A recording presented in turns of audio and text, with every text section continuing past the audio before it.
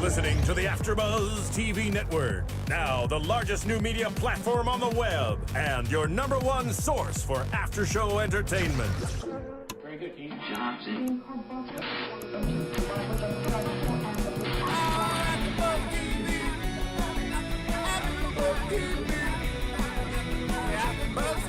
From the AfterBuzz Studios in Los Angeles, California, presented by Maria Menounos and Bing.com, and streaming live thanks to Akamai Technologies, this is AfterBuzz TV's WWE SmackDown After Show. We'll break down tonight's episode and get you all the latest news and gossip. If you'd like to buzz in on tonight's show, you can buzz us at 424-256-1729. That's 424-256-1729. And now, another post-game wrap-up show for your favorite TV show. It's AfterBuzz TV's WWE SmackDown After Show.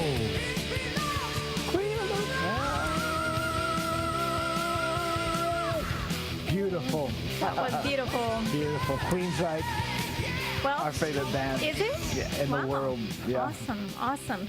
Well, Bing is for doing, and we are doing another episode of SmackDown for the we week are. of June 14th. Yes. Absolutely. Yay. Awesome. And if you notice, if my shoulders start getting bigger, then my hair starts falling out, and I start getting like a white goatee.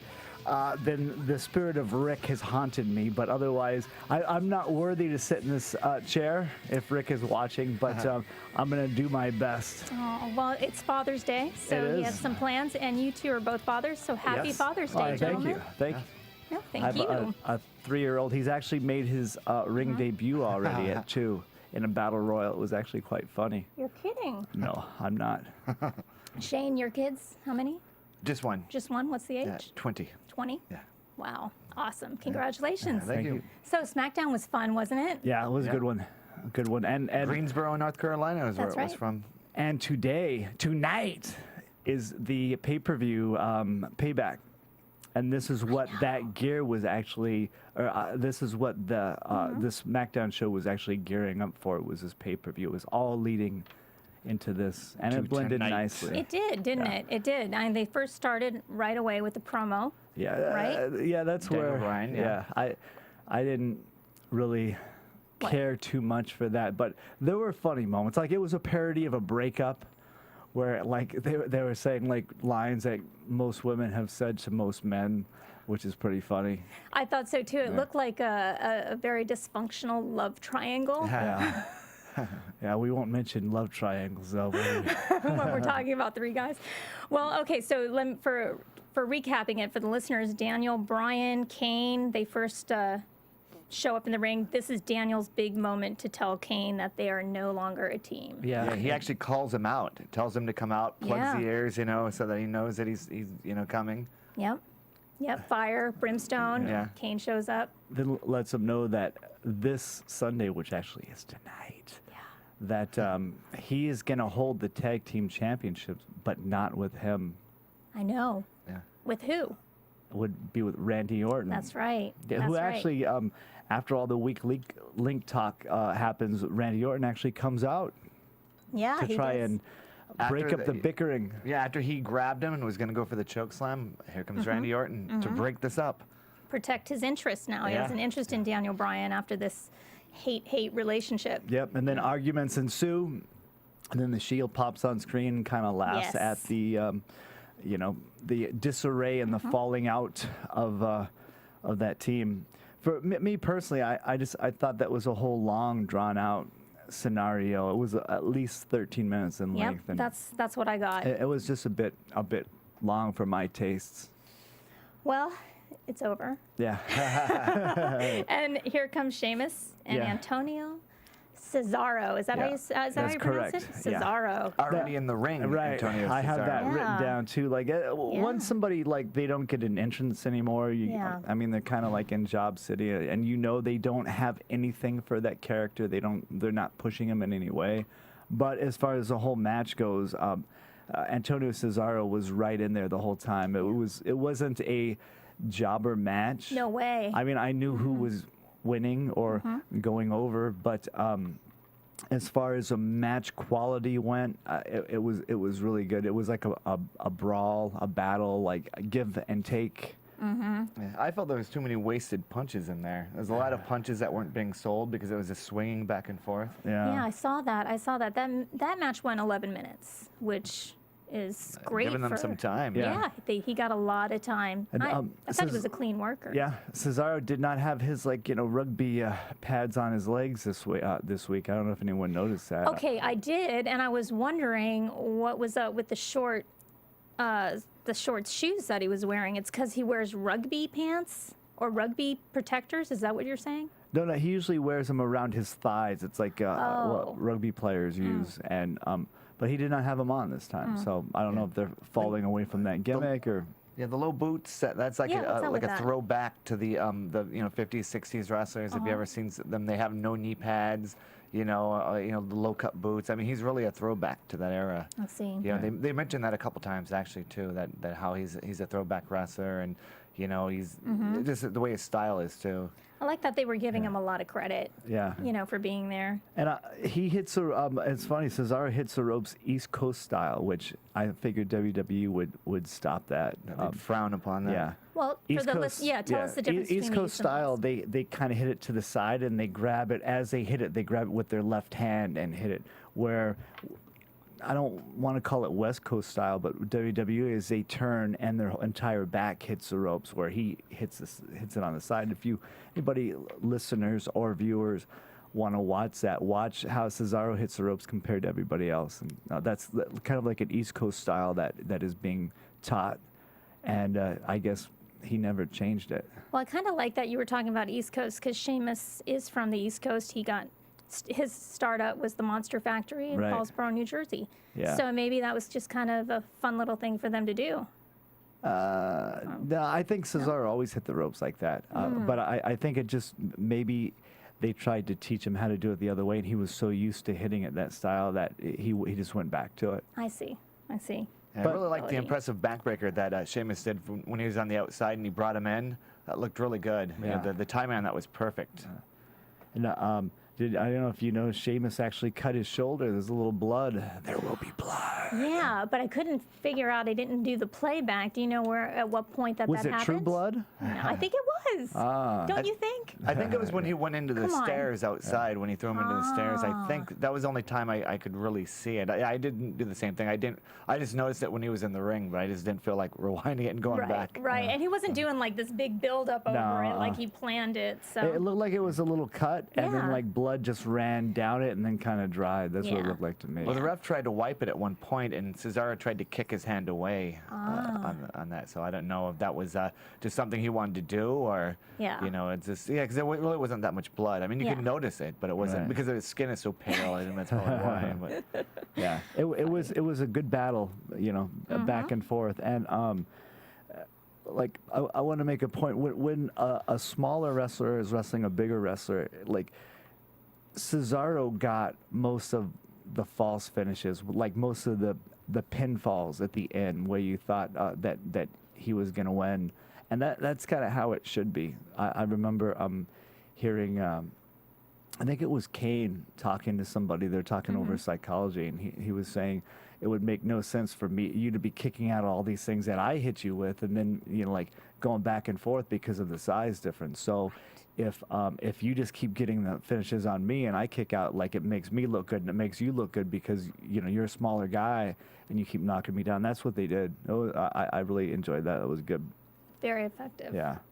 So then, so Sheamus wins. Yeah, right? finish was very Brogue good, kick. like Yeah. out of nowhere, and Yeah. that's how finishes should be. Yeah. Because I didn't see it coming. A lot of times you could see him set up for it, or you're like, okay, here it comes, but that was like out of nowhere. Really, really well Yeah. done by both of them. I figured he'd kick out, on that, because it didn't look, it's not the typical brogue kick he does where he winds up and he gets everybody all worked up and then does it, So it was just out of the corner. So I figured he'd kick out, and then somehow they'd go into a, where he sets up his white noise and then hits the brogue kick. I thought it would go into that, but I like that better. And it's completely out of nowhere, like he said, and much different. So. Yeah, I liked it too.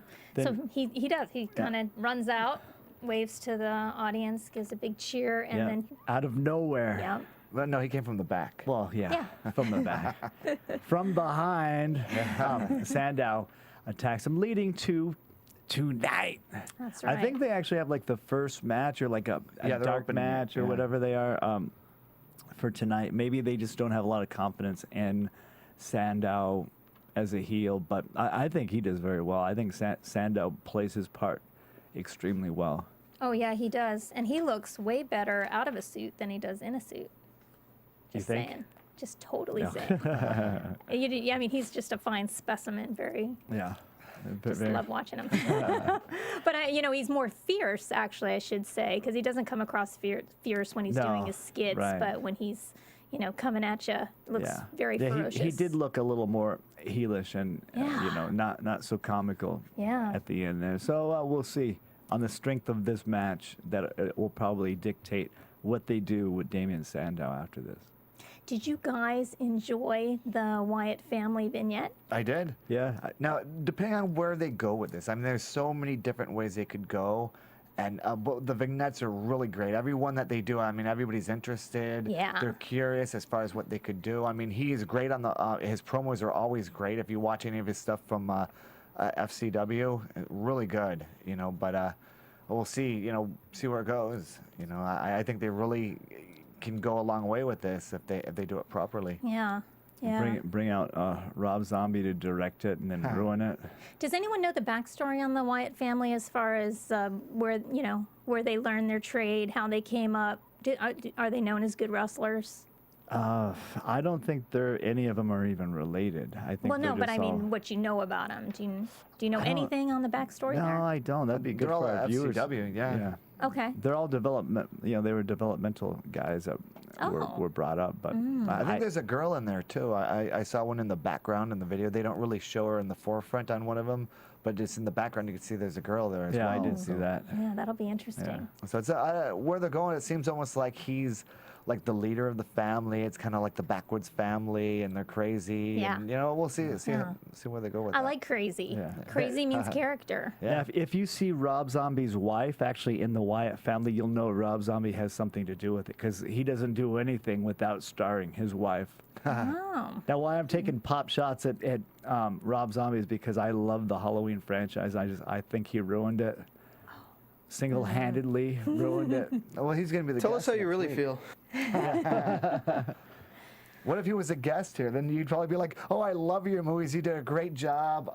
I watch Halloween, almost weekly." No, I would tell him that the first one he did was decent because he followed the original, but all the stuff that he added to it was the ships. I said ship. Ships. Well, okay, so then we don't get to a match quite yet because we No. watch a video montage of CM Punk and kind of his return versus the Jericho match that's going to play tonight. Yeah. Right? Yeah, that's correct. That's correct. And the funny thing, like CM Punk, we actually knew him, like coming up in the business. He was always a good guy. We Very enjoyed him. outspoken, Yeah. though. Very, he'll tell you how he feels. He Right. won't hold back anything, on any situation. Right. He doesn't care if you're at Denny's and your steak is not well done. He will let everybody know. He's very outspoken. When you say outspoken, you don't mean loud outspoken. You just mean Well, matter of fact. Yeah, he'll voice his opinion. If he doesn't like something, if it was in somebody else's match, he would say, "Hey, I don't like that. That's too close to the thing I'm doing." And he's very, very outspoken on Right. things that he Okay. does. I remember hearing a story of him and Teddy Hart getting into a fight back when they did TNA at some diner. They had some issue and they got into a big fight in the parking lot. So Oh, God. It's before, CM That's Punk free was in- entertainment right was in there. WWE, it's like yeah. 2003, maybe Yeah. 2004, or something. And we like were that. actually in a tag tournament, and we were supposed to wrestle him and what was the other guy's name? I don't Oh, it was Colt Cabana. Him and Colt Cabana, and he was hurt, and he really wanted to wrestle us because it's like we had a little name growing on the West Coast, and they were big in the Midwest. So unfortunately, we didn't. But he was actually there and watched the match, and he really enjoyed it. But the popularity of him has gotten like so much that sometimes I listen to AM radio, and it's what is that show? That's because his car only has AM No, I radio. don't listen to that. It's Jim Rome, and he has very yeah. popular. And he does this. He did this thing called the hack off, and one of the contestants said, like, you know, like when CM Punk says he's the best in the world, I believe it. So it's like, I mean, like very mainstream CM Punk has become. Yeah.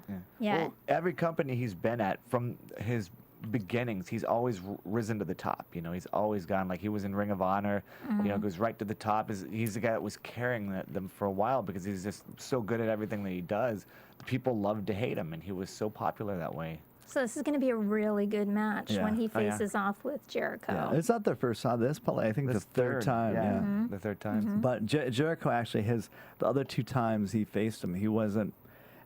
I think his mind was in another place. He was more worried about his band, or he was on tour, so he wasn't 100%. And now he is, and you could see that he's really looking forward to this. So good. I'm sure excited. tonight will be. The fans will be treated to a phenomenal match. Yeah, Probably best one on the show. There's like a little disarray too on he didn't like one of the directions they were going, and that's why he just stopped. He said, "Okay, I'm not going to show up anymore then." And they had some big issue backstage. That's why he was gone. I'm not sure how they're going to play it out as far as scripting it goes. Right.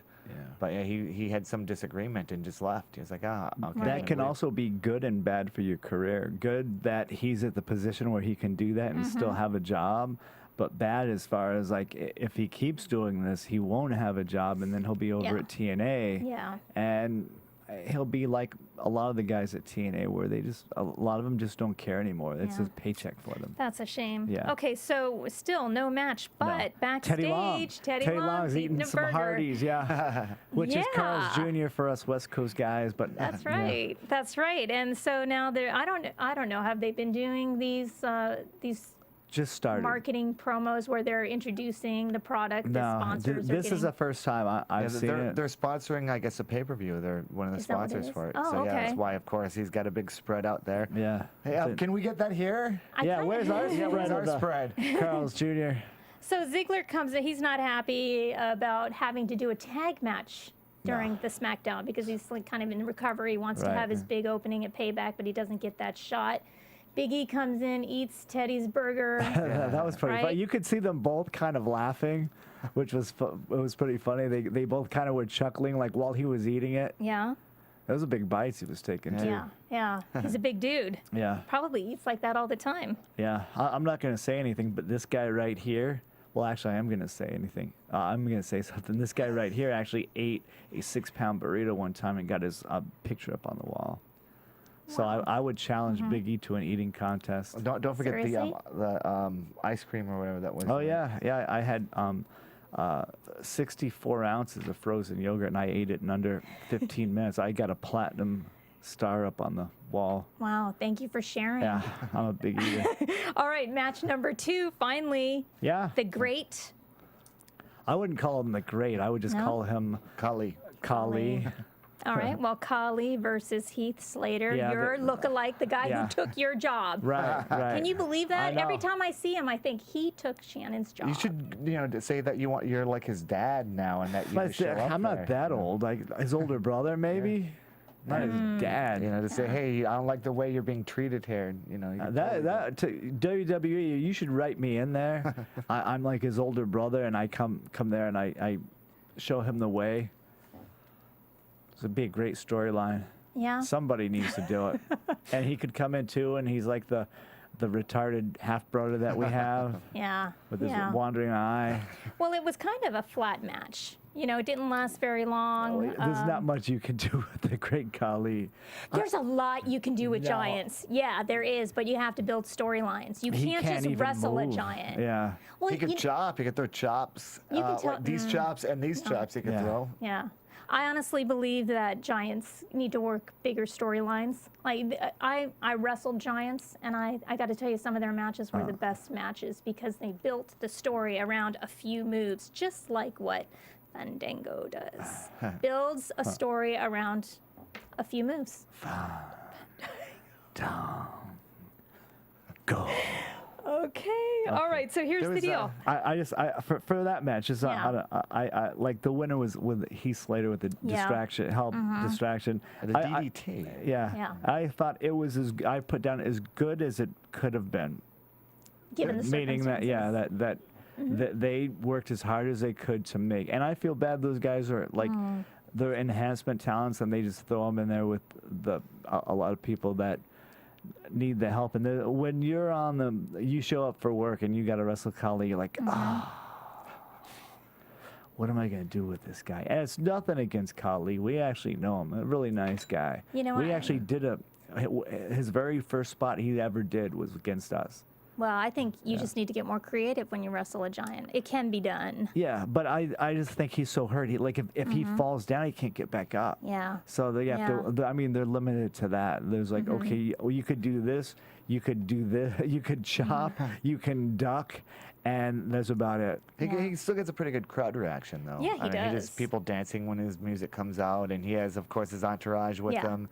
But in that match, it was. I hate that midget, by the way. Gosh, it's like So we're I saying really want midget? to kick Is a that field still- goal with him. It's like I'm sure he's the nicest guy, but he's just one of the. He's got that look on his face where you just like, you know, just for once it would be like I would want. Lucy holding the ball, or was it Peppermint Patty? No, Yeah, it was Lucy. Holding him for me, and just she would not pull it away because she wants me to kick him too. See, now well, I don't want to call him a midget, even though it's still Little probably politically Small guy. correct in the business. Hornwoggle, that's what they call him? Hornswoggle, yeah. Hornswoggle. Swoggle. Porn? Did you say porn? No, I didn't. Oh, it sounded like it. But what I am saying is if you incorporate him into the matches, you can have a more dramatic, fun match to watch. He's got everything he needs to pull off a really good match. Someone just needs to get really creative. Wait, are you and be talking about willing not to- Hornswoggle or are we talking about Khali? I'm talking about both of them in the ring together, just like Alberto Del Rio did with his manager when the manager got involved in last week's SmackDown. Do you remember that when Rico? We didn't see that last week. You know, there's a certain. It's okay to lie. Why do we always have to be so honest? Okay, so let's talk about the next match though, because we're running short on time. Okay. It's really a good one. Yeah. Alberto Del Rio, Chris Jericho tag against Dolph Ziggler and Big E Langston, and this again, huge, humongous intro by Ricardo Rodriguez, and I just love it. He starts off like in English and then clicks over to Spanish, and then he's just like, and everybody does it. He's like, Yeah. They show the bat in the crowd, and everyone's doing it.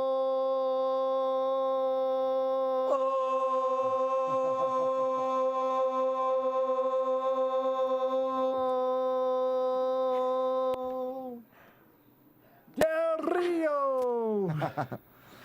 Okay, but yeah, doesn't that get you all fired up? Yeah, I like It gets me fired up. I want him to keep doing that forever. I just, I just was think he going should to, do but it. I just got cut off. I like. Yeah, did you hear that click? I know. Stop talking. I think that was that click. So, I just think Alberto Del Rio has great charisma. Doesn't he come out like a Mexican Superman? Yeah. Winking, confident, in control. Holy cow, that guy's he got has it. adapted. He was one luchador who really adapted to Yeah. the American style and actually embraced it and mastered it. Yeah. He like I've said it before, like all the people, well, besides Big E Langston's just not there yet, but all three in that match are very, very, very, very talented. Jericho is phenomenal. Yeah. But Yeah. you could tell Ziggler was, I don't know if it was per storyline, but he was not in there. Like Langston was in there far, far too much. I think he was just protecting his We had 5 weeks off, concussion. right? Yeah, and do you honestly think he was ready for some serious bumps? Although he took this he kick did. to the head that I Yeah. was like, oh no. And How do you- He did bump pretty well Yeah. a couple of times. but- Yeah. He's very quick when he was in there. Even when he was taking that first series of moves, the clothesline, it was a tilt-a-whirl backbreaker. Yeah. Yeah, He all was over so the place. quick, when he did that. It was right there. So. Oh, I was completely okay with that because I thought, you know what, take it easy, dude. You don't Yeah. have to, lay it all on the line now. Right. The match seemed to me like the structure of it was kind of odd. It was like they put 2 heats on Chris Jericho. It's almost like they told them, hey, can you put some more time in? So they had to really stretch it out because it was Yeah. awkward, the whole structure. Like they did the heat, he made the hot tag, he came back in, and they put more heat on him after he came back in. Yeah, It's a different type of structure for a tag match, Yeah. It was not bad, but I mean. Usually, it's if you do different. 2 heats, you do one to say they did Jericho the first, the second heat would go on Alberto Del Rio. Alberto. Yeah, I love watching Jericho. He's such a complete wrestler. One of my favorite parts of that match was when AJ came around the corner and scratched Jericho's eyes. I thought Jericho sold that so good because he didn't like oversell it. He just kind of looked over and was like, "Are you kidding me? Did you just scratch my eyes? Is this really happening? Do I have to deal with this now?" It was so awesome. I thought it felt really. Just the fact the entertaining. camera was on her was my favorite part. So. Yeah, she's easy on the eyes. Well, and when we talk, well, let's talk about AJ for a second. She is easy on the eyes, but that's not how you're going to get a legacy in this industry. You don't get a legacy by being, I remember her, she was easy on the eyes. You get a legacy by developing a really good character. And I've been thinking about AJ. I've been thinking about her for the So last have 2 we. days. But just a different way. maybe different way. Okay, well, I've been thinking about like her legacy and what is it that's going to finally define her, because we've seen her in different roles throughout. They love her at the WWE, but here's like my example of a character that she could evolve into. Let's say right now she's just a beautiful woman to look at, and she can play the bitch role, right? Yeah. I agree. Okay. Yeah, but she also before that she was played the babyface role. She played Yeah. that girl next door. Right. Well, here's what I'm thinking. Let's say you use a vignette, okay, because you can use these vignettes to develop these big character profiles, and use a vignette, and something like tragic happens to her hand, let's say, and then she has like this bionic claw. Then the claw becomes like part of who she is, and people are going to identify with her for generations because they'll be like the one with the claw, and then she can come in like as she's working as a manager on the sidelines, or if she's in the ring messing with another girl, she can use that claw to do some serious damage, and that's how you build a character. And you can laugh all you want, I'm but the thinking- best characters have something that lasts, and it's not just looks. You know what I'm laughing at is that I'm just getting a visual. You say the claw, and she could do some damage. Yeah. Well, someone like that, usually you'd put the claw on the head or the stomach. I think she would probably put the claw somewhere else. See, now that's gonna get ratings right Yeah, there. I would. And you know what? And the guys would be so afraid of her. Yeah. Am I right? Oh, But that's yeah, what who I'm wouldn't talking be? about. I'm watching AJ and I'm going, give me more, give me more. I know that this can evolve into a character that transcends time, like we talk about Ivory and the girls of the 90s. Ivory okay, was good. those were big characters that, like China. Okay, regardless of what she's done now. She destroyed her legacy. Just from I know what she's done yeah. and the craziness of her, where her mind has gone. Well, I get that, and yeah, it's true. But when you think of wrestling, just like you think of Hulk Hogan, you think, when you think of Brother. divas, you think of China as being one of them. So that's what I'm talking about, defining a character. Anyway, that's just my 2 cents. 2 cents. All right. I finished making what your do you spread think for of you, that? Ballard Brothers. Oh, really? Yeah, all right. I What do made we the got? spread for you. All Let's see right. it. Is it like packets? It's on the TV right there. Nice with the That is Crown Studio. awesome. Oh, can you tell which is which? Oh, that is phenomenal right there. Yeah. Bravo. Yeah. Yeah. Thanks, Stefan. All those bad things we said about you last week, I take them all back now. Even the ones Actually, we he said said 'em. afterwards? Yeah. Those two? You're Yeah. taking those back? All of them. Okay, all right, good. So Renee Young is going to interview Jericho after this fantastic 12-minute match. Yeah. Is there anything else you want to bring about the Oh. match before we move on? Del Rio with a quick roll-up, and it was Yeah. a very good finishing sequence where Yeah, one it guy was. hit the other guy came and hit the other, and it left the two legal men back in the ring. Very Yeah. well done. Yeah. Also, great fire. Like that's like how a hot tag should be. When Alberto Del Rio Yeah. came in, and just the way he was so excited. Yeah. That's how a hot tag should be, because Yeah. people will get behind that every time, no matter where he's at, no matter what venue he's at, no matter what part of the world. People will get behind that because he's, it's like you're drawn to that. You're excited now. You want to see him cause some damage. So that's what I had down for that. Yeah, I agree with you. And boy, did the crowd get involved with that too. Yeah. They just went crazy.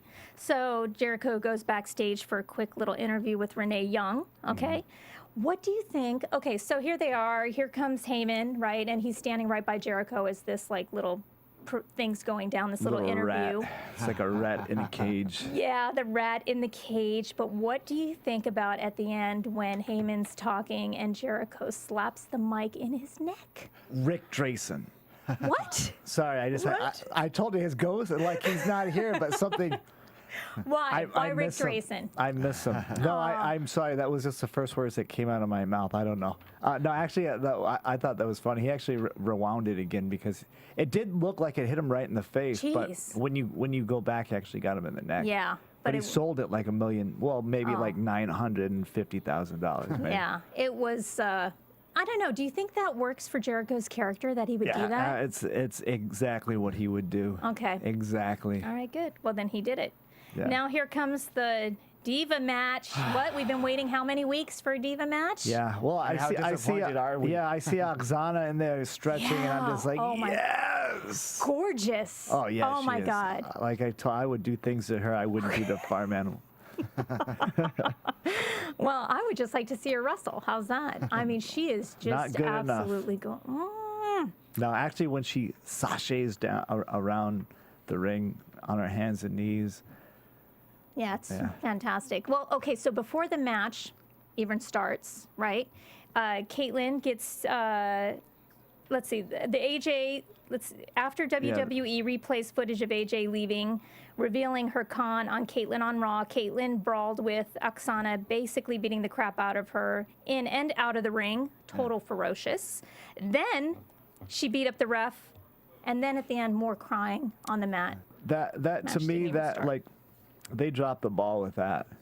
What would you like to have 3 seen? words. Tear e blay.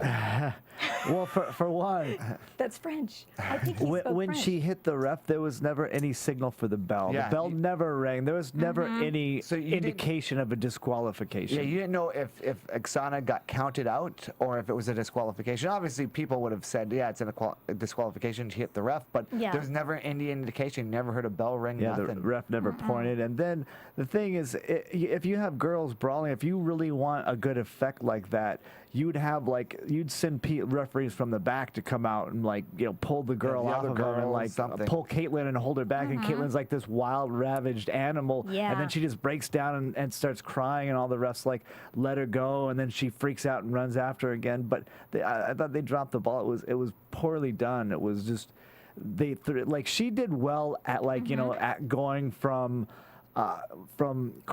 crazy to breakdown mode. It looked like she had a breakdown. So that part of it was the only good thing. But as far as the segment itself, they put no thought or effort into it. Just okay, I want you to go crazy, and then all of a sudden just start crying and break down. Yeah. No thought or effort. Do you think into this is going to build into an AJ Caitlyn match? Maybe wouldn't that be fun? Yeah, Because possibly. I mean, she's throwing down the gauntlet whenever you do a cruel, vicious. But don't move you like that. think? I mean, if that was really her secret admirer, I mean, she probably was just really? I mean, really? I gotta settle now. And then he's coming down here to the ring. Let me. I'm gonna pretend like I'm gonna smile right here. Okay. Let me look Yeah. excited. Oh, my parents are gonna love this.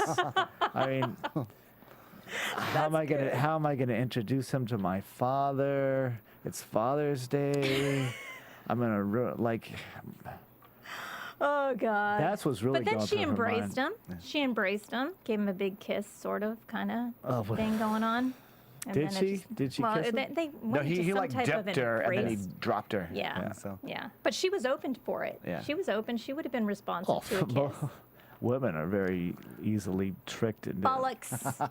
Bollocks. Bollocks.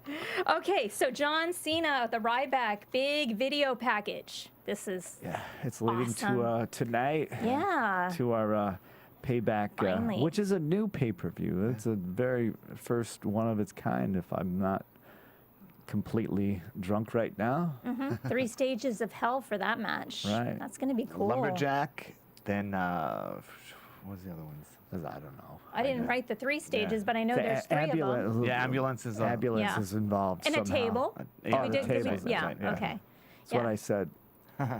And you did a great job. Thank you. So yeah, they had that nice video package, and then it sets up for match 5, which is Curtis Axel. Which I think he was wrestling Curtis Axel versus Wade Barrett. Rick Drayson. Was that Rick? I mean Wade Barrett. Yeah. Wade Barrett. I like Wade. Intercontinental champion currently. Now, I thought the interesting thing about this was that got my attention was it was a heel versus a heel match, which you like never see. Yeah. And so I was interested in how they were going to set it up, like what the psychology of it was. But then when The Miz came out, because they weren't, when Barrett got on the mic and said that he wasn't going to wrestle tonight, or they shouldn't wrestle tonight, that why save it for the pay-per-view. And then The Miz came out and like kind of forced them to Mocked wrestle. him into it.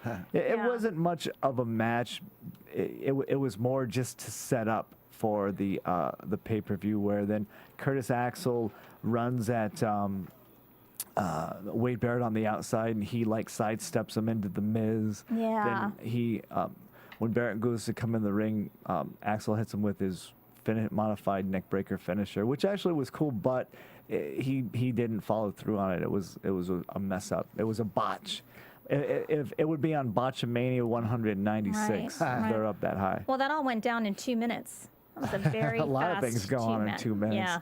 Did you always think 2 minutes is fast? Okay, so to kind of bring this to a close, let's talk about that awesome 6th match. That was the Daniel Bryan, Kane, Randy Orton versus The Shield, the Hounds of Justice, Dean Ambrose, Seth Rollins, and Roman Reigns. Yeah. Yay, their first defeat. Were you disappointed? Yeah, see, now the woman is rushing. We were going to actually build up and then go to the end of the match. Yeah, sorry. Yes, like that. See, women want it like right away. They just want to get it done. I see how it is. I really to start it, like the faces showed teamwork. They worked together very well. Lots of tags. Yeah. And like I haven't seen this kind of fire and since the 80s. As far as when Daniel Bryan got that hot tag, and he just was like on fire. And then once he darted back into the ring and he started doing this, the entire crowd was doing it. Yeah. And I actually got goosebumps. I mean, there was electricity. And that electricity has been lost because everybody has always seen like every move's been done. People just don't have that fire anymore. Like the Ricky Mortons and the Rock and Roll Expresses of today, of yesterday are gone today. But Daniel Bryan brought that back. To me, like that was like electricity. When you say hot tag, I mean like that's what someone should watch as far as like what to do and how to fire the crowd up. It really, like I thought the entire match was amazing. It was a pay-per-view quality match. So what do you think? Do you think that they really got fired up because of the build-up Brian's been doing? The fans? Yeah, or? I'm talking about the fan reaction to how great this match was, because I was really loving the way the Shield operates like sharks, you know, in and out. And was that creating it, or was the fact that they were just buying into Brian's story? What's going on? I think they're actually they're really disappointed. I heard the fans because they paid for the whole seat for that match, but they only used the edge of it. No, I think a little bit of everything got thrown in there. I think that the story that they had, as far as like people didn't think they would work together, then they started working together. Then the whole weak link thing, and then he like all of that was like exposed. The only thing is I think it kind of, that match was so good that they are I don't know if they can raise the bar any higher for the pay-per-view match. I thought, like, as far as crowd reaction, and like the crowd was on their feet for the comeback. And like we teach wrestling. We've taught a lot. I mean, we've taught like The Miz, and actually a lot of people that are in WWE right now, and a lot of people that are in developmental. We have taught, and we always teach them that like the most important part of the match is the comeback. Like, you build the match for the comeback, because the finish, I mean, the heel could go over. It's like but the comeback, like, if you have the crowd on their feet and on the edge of their seat, then the match was structured properly. Everybody did exactly what they were supposed to do. And that's that pretty much was like later on, like in our teachings, we're gonna say, like Google this match, or YouTube it, and this is what a comeback. This is how when you build up to a comeback, this is like what the comeback should be. It should be electrifying. Well, it worked. It did. Wow. They love Daniel. Yeah. They're really letting him shine now. They're letting him show what he could do, and he's to me, he's the next. He should be in the category with Shawn Michaels and Bret the Hitman Hart, because he's that good. I mean, but just he has to be able to show everybody what he can do, and I think now they're giving him that opportunity to show some of the things he can do and letting him go and showing how much the crowd could be behind him. I mean, the guy is just an amazing wrestler. And now his persona is really coming out more. That was, I think, the only thing back then that really hampered him is he was such a great wrestler, but personality-wise, he didn't translate that in the ring, because he was all strictly focused on business, on wrestling. And now he's able to combine the two. I mean, he's two like best of both worlds. And they are teasing a heel turn with Daniel Bryan. I don't know if they're going to do it now because of the popularity of that, but they were kind of teasing a possible heel turn, but I don't know. I think WWE should not turn him heel, because right now he's on top of his game, and he's they could sell beards, and he would Do you think they should keep him? I know he does his own solo matches and stuff, but do you like him working in a team? Do you like seeing him at that capacity? I think either way, he could work well. We have actually a Daniel Bryan story. Daniel Bryan does not like, I don't know how he is now, but he does not like calling like spots. He does not like calling anything in the back. He likes to call it all in the ring. Whoa, and for some reason, we had people, I guess maybe he thought, because we had him in a tag tournament, and he thought that we were like he liked us. He thought we were very good. He just thought that we might have been too spotty for his taste. So he purposely didn't show up for like 5 minutes before the match, because he thought we were going to call all this stuff. But afterwards, when he got there, he asked his partner, who was Samoa Joe, and he goes, "Oh yeah, we didn't call anything. We just said we didn't even have the finish call. We just did everything." And it was a really good match. Oh. We did hold for probably like 10 minutes, me and him, and it was fun. Just as exciting for you as it was for the viewers. Well, actually, we had the finish, which we just called right before we went out there. Was he was giving him an abdominal stretch, and Samoa Joe held on to him, and that's kind of like the thing you would do, almost like a heelish thing that you would do.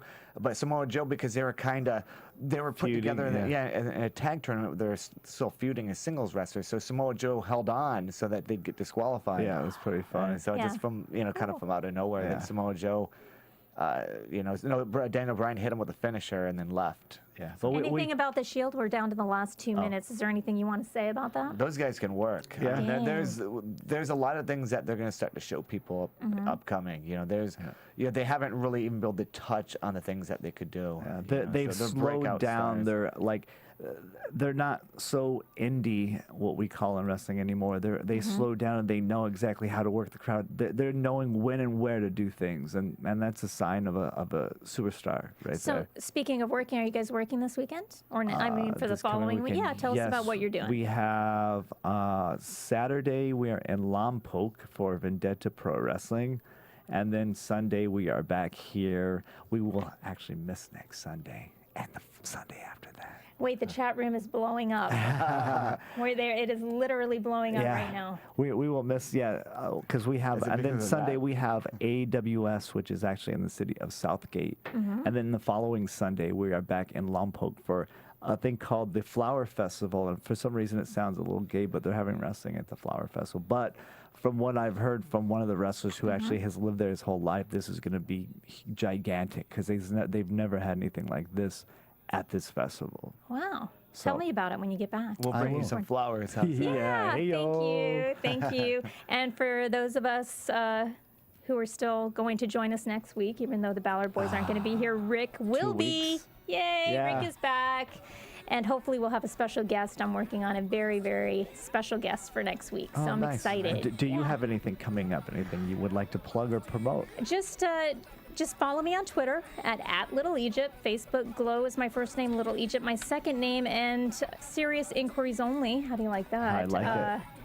At AngelinaAltician.com. You're not looking for a date. I'm right? not looking for a date. Serious inquiries only. There you So, go. what did you for Rick? On behalf of Rick, let's quickly call it. What do you think as far as on a scale of 1 to 10? What do you rate the show? The main event jumped it up like. I'd say the first half was bad. The second half was phenomenal. So I'm going to say like a 7.5, 8. I'll just go 7. I'm going 8. Yeah. I'm going 8. The I main want to see more event divas. was so good. So good, that main event. Yeah. It's going to be cool to see what Yeah. happens after Payback. Yeah, let's see what happens I mean, all tonight. these stories have to be built again. Right. So great. Thank you for joining us. Right. We'll see you next week. From Bing.com, executive producers Maria Menounos, Kevin Undergaro, Phil Svitek, and the entire AfterBuzz TV staff, we would like to thank you for listening to the AfterBuzz TV network. To watch or listen to other after shows and post comments or questions, be sure to visit AfterBuzzTV.com. I'm Sir Richard Wentworth, and this has been a presentation of AfterBuzz TV. Buzz you later. The views expressed herein are those of the hosts only and do not necessarily reflect the views of AfterBuzz TV or its owners or principals.